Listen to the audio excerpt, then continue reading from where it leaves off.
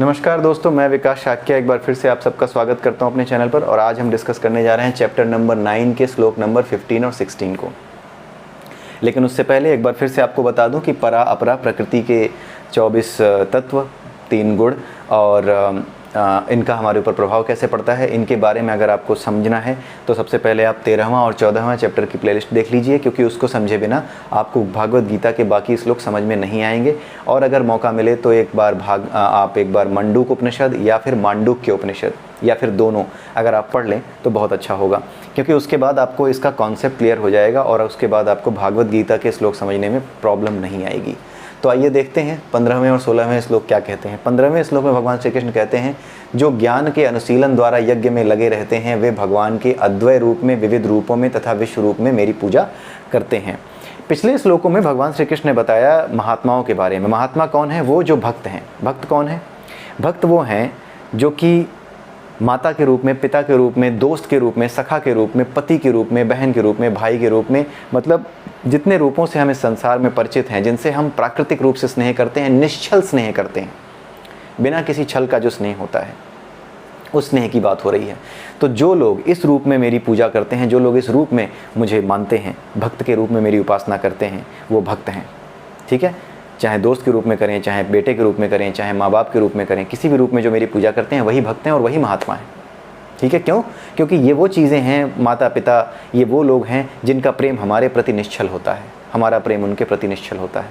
ठीक है, एक जो बंधु होता है, सखा होता है, ये विशेष शब्द हैं जहाँ पर दो दोस्तों के बीच में बिना किसी मतलब की दोस्ती होती है, कोई मतलब की यारी नहीं होती, केवल दिल से दिल का रिश्ता होता है। इसीलिए प्रेम को भक्ति का रूप भी कहा जाता है। इसीलिए कहा जाता है क्योंकि प्रेम क्या है? ये स्वार्थ रहित होता है। जो सच्चा प्रेम है वो स्वार्थ रहित होता है। उसी तरीके से ईश्वर और भक्त के बीच का रिश्ता स्वार्थ रहित होता है। भगवान से कुछ पाने की इच्छा के बदले वो प्रेम नहीं किया जाता। भगवान से बस ऐसे ही प्रेम हो जाता है क्योंकि हम जान जाते हैं कि जो कुछ हैं वो वही हैं और हम उन्हीं से बिछड़े हुए हैं। ठीक है, और हमें उन्हीं के पास वापस जाना, यही हमारा लक्ष्य होना चाहिए। तो इस तरह से जो लोग प्रेम करते हैं ईश्वर से, वो निश्चल प्रेम करते हैं और इसी को भक्ति कहते हैं। निश्चल प्रेम ही भक्ति है। इसीलिए प्रेम को भक्ति का रूप कहा जाता है, जो सच्चा प्रेम है, जहाँ पे कोई स्वार्थ ना हो। ठीक है, तो जो प्रेम नहीं जानता वो भक्ति नहीं जान सकता। प्रेम का अनुभव किए बिना भक्ति का अनुभव नहीं हो सकता। इसीलिए आपने भगवान कृष्ण की कहानी में देखा होगा कि उद्धव और गोपी का जो संवाद है, उसमें गोपियाँ उद्धव को बिल्कुल एकदम पस्त करके रख देती हैं कि भाई तुम्हें कुछ नहीं पता है, तुम जो ज्ञान की बातें कर रहे हो ना उसका कोई मतलब नहीं है, इसको खूंटे पे टांग दो। तुम जब तक प्रेम की भाषा नहीं समझोगे तब तक तुम कृष्ण को नहीं समझ पाओगे, तुम भक्ति को नहीं समझ पाओगे और तुम्हारा ज्ञान किसी काम का नहीं है। लगभग उसी चीज़ को समझाते हुए, वैसा ही कुछ कहते हुए ये 15वां श्लोक है। ठीक है, इस 15वें श्लोक में भगवान श्री कृष्ण महात्माओं के बारे में नहीं, भक्तों के बारे में नहीं, उनके बारे में बात कर रहे हैं जो ईश्वर को निराकार समझते हैं, जिस तरह से उद्धव समझते थे। ठीक है, वो कृष्ण को एक साधारण मनुष्य, एक महात्मा के रूप में इस तरह से जानते थे कि वो एक अच्छे इंसान हैं, लेकिन बहुत ज़्यादा उनके बारे में उनको नहीं पता था कि वो क्या हैं। वो गोपियों ने उन्हें समझाया। ठीक है, तो यही चीज़ यहाँ पर हम एक बार देखते हैं कि जो ज्ञान का अनुशीलन करते हैं वो कहाँ रहते हैं। जो ज्ञान का अनुशीलन करते हैं वो लोग होते हैं जो भगवान को निराकार रूप में मानते हैं, यानी वो ये जो ज्ञानमय कोश है यहीं पे अटके रहते हैं, इसी में आनंद लेते हैं, इसी में इनको मज़ा आता है कि हाँ ये प्रकृति ऐसी है, ये ऐसे काम करती है, वैसे काम करती है, ये वहीं अटके रहते हैं। अब ये जो लोग हैं ये 3 तरीके के होते हैं। अब आप देख लीजिए कि किसी ने भागवत गीता पढ़ी हो या चाहे ना पढ़ी हो, या फिर जिस तरह की बातें यहाँ कही गई हैं वैसा व्यवहार करने वाला व्यक्ति भी आपको मिल जाएगा, उसने भी नहीं पढ़ी होगी, लेकिन वो सारे लोग भागवत गीता में पकड़े गए हैं। उन्हें बताया है, उनके बारे में भगवान कृष्ण ने बताया है। इस श्लोक में आप देखिए, आपको अपने आप आश्चर्य होगा कि किस तरीके से इन 3 तरह के लोगों को पकड़ा गया है। यहाँ पर भगवान श्री कृष्ण कहते हैं कि कुछ लोग ऐसे होते हैं जो अद्वय रूप में, यानी कि अपने आप को ही परमात्मा समझकर, मेरी आत्मा ही परमात्मा है, इस रूप में, अद्वैत रूप में। अद्वैत का मतलब मुझ में और परमात्मा में कोई भेद नहीं है, अहम ब्रह्मास्मि, मैं ही ब्रह्म हूँ। ऐसे लोग अपने आप को ही परब्रह्म समझ करके मेरी पूजा करते हैं। ऐसे लोगों को महात्मा नहीं कहा जा सकता, क्योंकि इन्हें वास्तविक ज्ञान नहीं है। वो ये मान रहे हैं कि जो आत्मा है अंदर वही परमात्मा है, जबकि होता क्या है, ये आत्मा परमात्मा का अंश है। ठीक है, इसलिए इन्हें महान आत्मा या महात्मा नहीं कहा गया है। दूसरे होते हैं विविध रूपों में, जो देवी देवताओं के रूप में पूजा करते हैं। अलग अलग देवी देवताओं की पूजा करने वाले देवी देवता भी 2 तरीके के कैटेगरी में आ जाते हैं। एक वो होते हैं जिनकी कल्पना हम अपने आप से करके अपने आप से करके कुछ लोग कर लेते हैं कि ये ऐसा कोई देवी देवता होगा, ये हमें ऐसा देगा, अगर हमें कुछ चाहिए तो हमें इनसे मांगना होगा। आपने देखा होगा कि कोई भी कभी भी नया देवी देवता या कुछ भी पुराने समय में समय समय पे आते रहे हैं, ठीक है।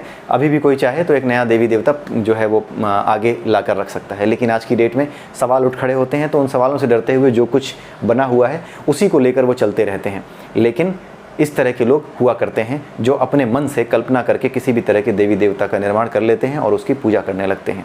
अब जो दूसरी कैटेगरी होती है, जो वास्तविक कैटेगरी होती है देवी देवताओं की, जिसमें इंद्र आते हैं, शिव आते हैं, जिसमें अलग अलग देवी देवता आते हैं, कुल मिला के वो लोग जिनके बारे में उपनिषदों में या वेदों में दिया गया है, वो बहुत सोच समझ करके दिया गया है।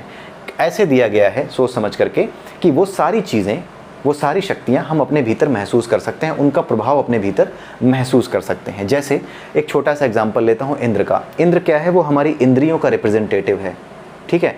अब आप ज़रा इसको समझिए, इस चीज़ को भी ऐसा समझने की कोशिश कीजिए। बहुत पहले मैं बता चुका हूँ कि जितने भी श्लोक हैं, जितने भी कहानियाँ हैं हमारे वेदों में, पुराणों में, जो कुछ बताया गया है वो मेटाफरिक हैं। इसी प्रकृति को समझने के लिए, भगवान की प्रकृति को समझने के लिए, जो अपरा प्रकृति है उसको समझने के लिए एक रूपक के रूप में, रूपक अलंकार के रूप में कहानियाँ बताई गई हैं, लिखी गई हैं। तो ये सारी कहानियाँ अलंकारिक रूप में लिखी गई हैं। अब जरा इंद्र को देखिए आप। इंद्र क्या करता है? अपने सिंहासन पे बैठ करके क्या करता है? नाच देख रहा होता है, अंगूर खा रहा होता है, बढ़िया एकदम बिल्कुल मदिरा वदिरा सब पी रहा होता है। तो होता क्या है कि वो इंद्र जो ये सब कर रहा है वो क्या है? ये वो रिप्रेजेंटेटिव है हमारे शरीर की उन शक्तियों का जिन्हें इंद्रियां कहते हैं, जो भागती हैं। कभी हमारा भी शराब पीने का मन करेगा, कभी हम जो है कहीं और भटक रहे होंगे, कभी अच्छा खाने का मन कर रहा होगा। तो ये सारी चीज़ों का रिप्रेजेंटेटिव कौन है? इंद्र है। लेकिन आपने देखा होगा इंद्र पे राक्षस हमला कर देते हैं। क्यों? क्योंकि उसकी इन हरकतों की वजह से उसका ध्यान नहीं रह पाता अपने साम्राज्य पर। अपना साम्राज्य यानी अपना ये शरीर, शरीर के भीतर स्थित आत्मा, ये साम्राज्य है। यही उसका मेटाफरिक मीनिंग है। तो इंद्र के ऊपर जब हमला होता है तो कहाँ जाता है इंद्र?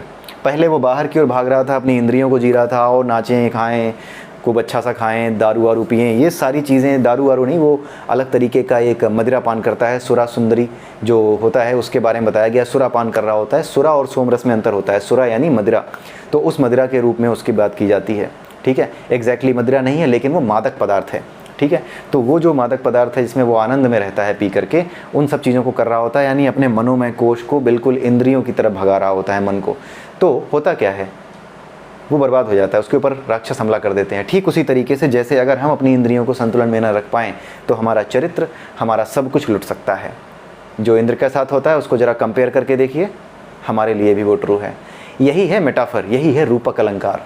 कहा कुछ और जाता है, समझना आपको वास्तविक अर्थ है उसका कि वो आपके लिए क्या कहा जा रहा है। इंद्रियों के बारे में बताया जा रहा है। जब भी इंद्र के बारे में बताया जाता है कि वो आपके लिए कहा जा रहा है कि आप अगर अपनी इंद्रियों पे ज़्यादा ध्यान देंगे ना तो आप बर्बाद हो जाएंगे, ठीक है। तो ये सारी चीज़ें यहाँ पर इंद्र के रूप में बताई जाती हैं। फिर क्या करता है इंद्र?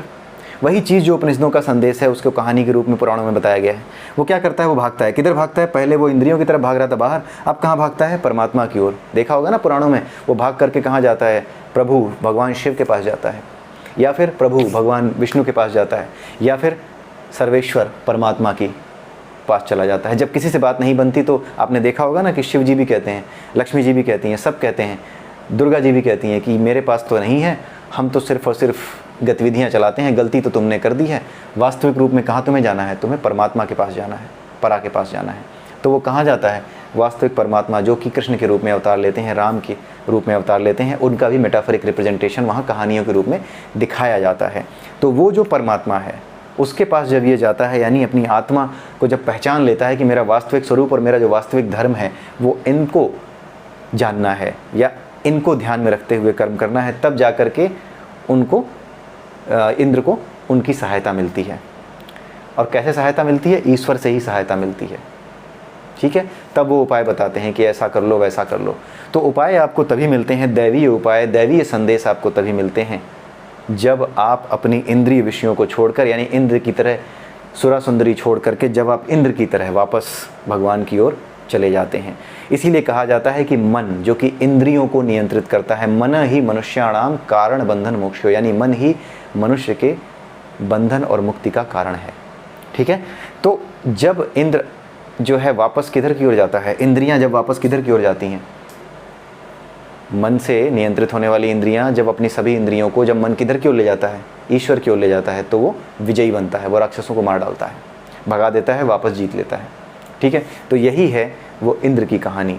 इस तरीके से आपको समझाया जाता है। जिस तरीके से हम लोग, चाहे गुस्सा हो, चाहे हमारे अंदर इंद्रिय विषय हो, चाहे घृणा हो, हमारी तरह तरह की वासनाएं हो जिसकी वजह से हमें शरीर मिल जाते हैं, ठीक उसी तरीके से अलग अलग प्रकृतियों के, यानी अलग अलग प्रकृति के अलग अलग तत्व जो कि अलग अलग चीज़ों को कंट्रोल करते हैं, उनको जो नियंत्रित करने वाली शक्तियाँ हैं, चाहे वो इंद्र हो, अग्नि हो, दुर्गा देवी हो, या शिव हो, या यमराज हो, जिसके बारे में भी वेदों और पुराणों में लिखा हुआ है, वो सारे के सारे तत्व अपने आप हमारी तरह अपना रूप इस भौतिक प्रकृति में ग्रहण कर सकते हैं, क्योंकि ये भौतिक प्रकृति भौतिक चीज़ों से बनी है और इसमें जितने एलिमेंट हैं वो सब के सब रूप ग्रहण कर सकते हैं। ठीक है, तो ये चीज़ है, इसीलिए इंद्र की कहानियों को ऐसे दिखाया जाता है। ठीक है, तो इंद्र की कहानी का मेटाफरिक सिग्निफिकेंस यही है कि आप पहले परेशान होगे, लेकिन फिर इसमें दिखाया जाता है कि आप चाहे कितनी भी कोशिश कर लो, एक बार अपने अगर आपने इंद्रियों पर से वश खो दिया तो फिर चाहे किसी भी देवी देवता की पूजा कर लो, ये सारे के सारे आपको सही ओर पहुंचाएंगे। दुर्गा जी के पास गए तो वो कहाँ भेज देती हैं, और ऊपर जाओ, ज़रा शिव जी से पूछो। शिव जी के पास गए, उन्होंने बोला कि कहीं और ऊपर जाओ। यानी ये जितने देवी देवता हैं ये आपकी मदद करते हैं उन तक पहुंचने में जो वास्तविक परब्रह्म है। ये लक्ष्य नहीं है, ये देवी देवता वास्तविक लक्ष्य नहीं है जो आपको जीत दिला सकें। जीत यानी क्या, परमात्मा तक पहुँचने का मार्ग, ये वो नहीं है, ये सहायक हैं। इसलिए ये महत्वपूर्ण है, आदरणीय है, पूजनीय है। वो गुरु जो आपको पढ़ा लिखा करके IAS PCS बना सके, क्या वो पूजनीय नहीं है, आदरणीय नहीं है? बिल्कुल है। उसी तरीके से ये जितने देवी देवता हैं, महादेव हुए, चाहे वो सारे देवी देवता जो कि आपके पुराणों में, वेदों में वर्णित हैं, ये अंतिम लक्ष्य जरूर नहीं है, लेकिन इन शक्तियों का या इनकी जो प्रकृति है इनको समझ करके, चाहे हनुमान जी हो, चाहे शिव जी हो, इनकी प्रकृति को समझ करके जैसी आप विचारधारा रखेंगे, जैसी आप सोच रखेंगे, जो आप पाना चाहेंगे वही मिलेगा।